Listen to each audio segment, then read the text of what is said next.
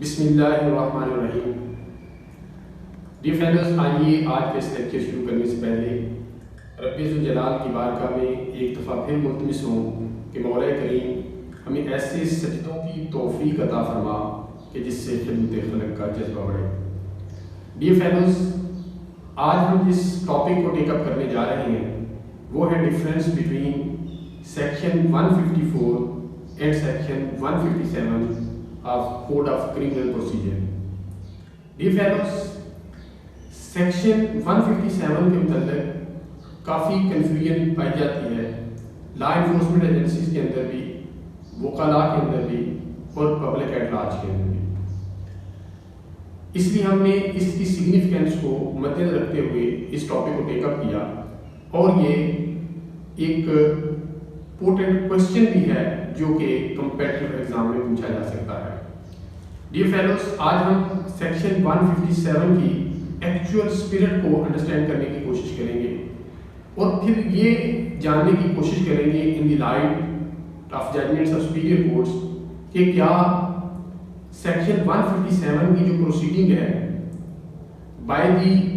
Officer in charge of police station وہ without resorting to section 154 کی جا سکتی ہے، یعنی ایف آئی آر لانچ کیے بغیر کیا سیکشن 157 کی کارروائی کی جا سکتی ہے۔ ڈیئر فیلوز، اگر ہم ڈائریکٹلی سیکشن 157 کی طرف بڑھیں تو سیکشن 157 کی اسپرٹ یہ ہے کہ اگر officer in-charge of police station کو ایک اپلیکیشن ریسیو ہوتی ہے regarding the commission of offence, اور وہ کمیشن آف آفینس وہ ہے جس کا وہ امپارٹ ہے to investigate under section 156، meaning thereby کہ اگر وہ کوگنیزیبل آفینس ہے، اگر وہ قابل دست اندازی جرم ہے، تو پھر اپلیکیشن ریسیو ہوتی ہے، اپلیکیشن کی پروزل کے بعد یا ادروائز اسٹیشن ہاؤس آفیسر اس نتیجے پہ پہنچتا ہے کہ یہ جو کمیشن آف آفینس ہے یہ سسپیکٹڈ ہے، یعنی اس کی اکرنس جو ہے وہ مشکوک ہے، تو اسٹیشن ہاؤس آفیسر سب سے پہلا جو کام کرے گا وہ رپورٹ بھیجے گا regarding the suspicion of the commission of offence to the concerned علاقہ magistrate which is empowered to take cognizance upon the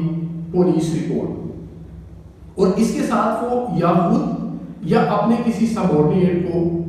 us rank کے جو کہ پروونشل گورنمنٹ جو ہے وہ بتائے گی، اس کو پلیس آف اکرنس پہ بھیجے گا یا خود جائے گا اور وہاں پر for the purpose of investigating, اور وہاں پر اگر ضرورت ہوئی تو اریسٹ کرنے کی کارروائی کرے گا اور ریکوری کی کارروائی کرے گا۔ لیکن اس سیکشن کے اندر ہی دو پرووائزو دیے گئے ہیں جہاں سے بنیادی طور پہ کنفیوژن جو ہے وہ کریٹ ہوئی ہے۔ پرووائزو یہ دیے گئے ہیں کہ جو اسٹیشن ہاؤس آفیسر ہے وہ امپارٹ ہے ڈسپینس ود کرنے کا انویسٹیگیشن کے، یعنی وہ چاہے تو انویسٹیگیشن نہ کرے، لیکن اس کی دو گراؤنڈ بتائی گئی ہیں۔ ان میں سے ایک گراؤنڈ یہ ہے کہ اگر وہ یہ سمجھتا ہے کہ کوئی ایسی گراؤنڈ نہیں ہے جس کی بنیاد پہ انویسٹیگیشن کی جائے، یا وہ یہ سمجھتا ہے کہ جو آفینس ہے that is not of heinous nature. تو ڈیئر فیلوز، ان دو وجوہات کی بنیاد پر جو اسٹیشن ہاؤس آفیسر ہے وہ انویسٹیگیشن کو ڈسپینس ود کر سکتا ہے، یعنی وہ چاہے تو انویسٹیگیشن نہ کرے، لیکن دوسری صورت میں جہاں وہ یہ اس کنکلوژن پہ پہنچے گا کہ جو گراؤنڈ لیس ہے، جو ایلیگیشن ہے یا وہ مشکوک ہے، تو وہ اس وقت انفارمنٹ کو بتائے گا کہ میں یہ نہیں کر رہا، یعنی میں انویسٹیگیشن نہیں کر رہا۔ تو ڈیئر فیلوز، یہ جو رپورٹ سبمٹ کرے گا وہ مجسٹریٹ کو، وہ تھرو سپیریئر آفیسر کرے گا، یہ سیکشن 158 بتاتا ہے۔ اب مجسٹریٹ کو جب سبمٹ ہوگی رپورٹ تو مجسٹریٹ متعلقہ جو کہ امپاورڈ ہے ٹو ٹیک کوگنیزنس، وہ کیا پروسیڈنگ کریں گے، وہ سیکشن 159 کے اندر بتائی گئی ہے۔ وہ چاہے تو ڈائریکشن دے سکتا ہے کہ آپ انویسٹیگیشن کریں، اور چاہے تو خود یا اپنے سب آرڈینیٹ مجسٹریٹ کو یہ کہہ سکتا ہے کہ آپ جا کر وہاں پر انکوائری کنڈکٹ کریں، یا خود جا کر انکوائری کنڈکٹ کر سکتا ہے، اور اس کے بعد in accordance with the code of criminal procedure وہ اس کیس کو ڈسپوز آف کر دے گا۔ یہ فیلوز، اب اس سارے تینوں سیکشن جو کہ اس کارروائی کے متعلقہ ہیں اور سیکشن اس کے ساتھ ساتھ جو رول 24 کا سب رول 4 ہے پولیس رول 1934 کا، ان تینوں سیکشنز اور اس رول کو پڑھنے کے بعد ایک چیز جو سامنے آتی ہے وہ یہ سامنے آتی ہے کہ اس میں جو انویسٹیگیٹنگ آفیسر کا اختیار ہے، جو اس کی پار ہے، that is confined to the dispensing with the investigation, these 3 sections, اور اس کے ساتھ ساتھ 24(4) جو ہے that doesn't empower the officer in charge police station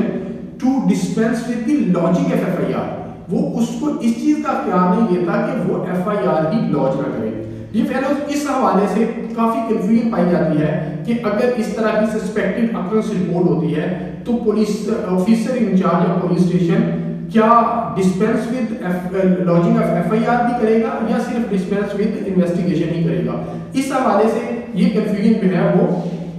superior courts تک بھی پہنچی، تو سپیریئر کورٹس نے اپنی پھر اس پر فائنڈنگ دی۔ میں آپ کے سامنے 2 ججمنٹس رکھنا چاہ رہا ہوں۔ ایک ججمنٹ ہے 2012 پی سی آر آر کے پیج 1861۔ ڈیئر فیلوز، اس میں ہوا یہ کہ x official justice of peace نے ایک ڈائریکشن دی ایس ایچ او کو، اور انسیڈنٹلی یہ ایس ایچ او وزیر آباد کے تھے اور جو گجرانوالہ میں سچویٹڈ ہے۔ جب یہ انہوں نے ڈائریکشن دی کہ آپ اپلیکیشن ریسیو کریں of the informant regarding the cognizable commission of offence اور پروسیڈ ود کریں ان اکارڈنس ود دی لا۔ اب ایس ایچ او صاحب نے considering that report of suspected cognizable offense، اس نے without lodging FIR receiving application straight away جو ہے وہ کاروائی 157 کی کر دی، اور دوسری پارٹی اس کے اگینسٹ جو ہے وہ ہائی کورٹ میں چلی گئی، اور ہائی کورٹ میں جو یہاں پہ فائنڈنگ دی وہ بڑی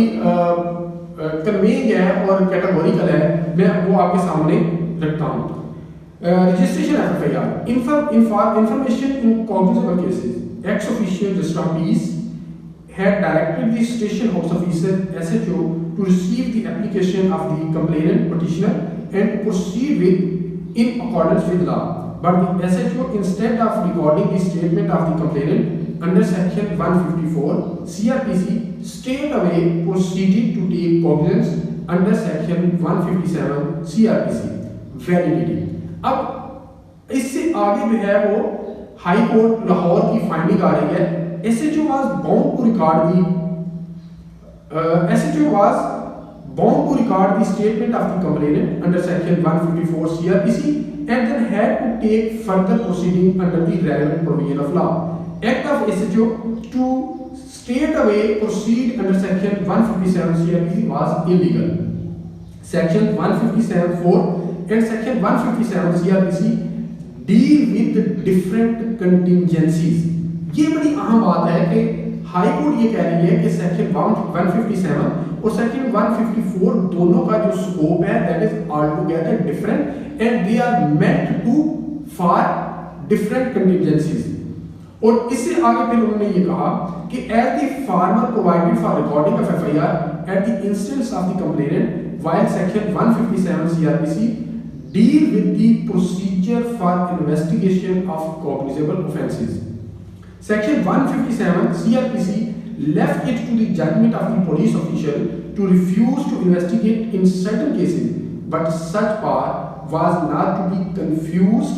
with his initial responsibility to record the FIR. SHO had no choice but to record the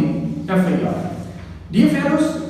آپ نے یہ دیکھا کہ بڑا کیٹاگوریکل اس ججمنٹ کے اندر اس کنفیوژن کو ریموو کیا گیا کہ سیکشن 154 اور سیکشن 157 کا جو سکوپ ہے وہ آپس میں پولز اپارٹ ہے، that is all together different. 154 کا یہ تقاضا ہے کہ اگر کوگنیزبل افینس جو ہے وہ رپورٹ ہوتا ہے تو station house officer is duty bound to record the version regarding the commission of cognizable offence, اور اس کے بعد وہ in accordance with law proceed with کرے گا۔ In accordance with law proceed with سے مراد یہ ہے کہ اگر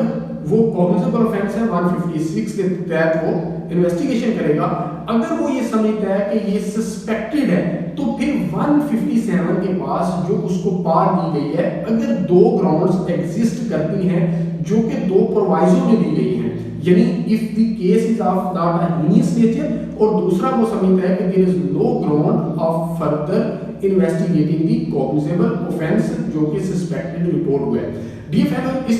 اسی طرح ایک اور ججمنٹ ہے 2011 PCRL کے پیج 1826. اس کے اندر بھی سیم یہی finding the proceeding taken by SHO under section 157 CRPC without resisting the case under section 154 CRPC therefore were against the canons of law as well as the settled principles on this subject. Dear fellows, ہم نے section 157 کی actual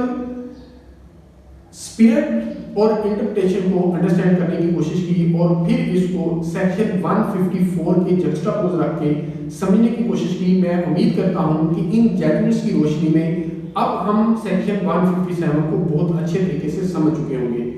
میں امید کرتا ہوں کہ آپ کو ہماری یہ ویڈیو پسند آئی ہوگی. اگر ہماری یہ ویڈیو آپ کو پسند آئی ہو تو ہمارے باب العلم لا اکیڈمی یوٹیوب چینل کو سبسکرائب ضرور کیجیے گا اور ہماری اس ویڈیو کو لائک ضرور کیجیے گا. اللہ تعالیٰ آپ کا حامی و ناصر ہو.